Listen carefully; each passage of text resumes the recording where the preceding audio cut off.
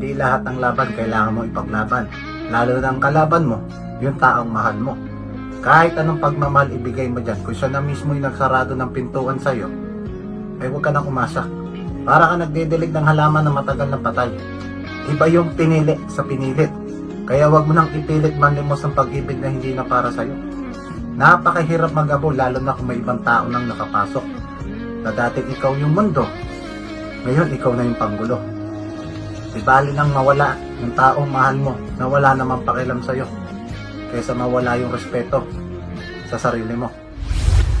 At kung maghahabol ka, doon lang sa tao na kahit hiwalay na kayo ay may pakialam pa sa'yo. Napakahirap, napakasakit ang maghabol. Pero sobrang katigasan ng ulo mo, susugal ka kahit hindi ka sigurado. Alam mo kung bakit?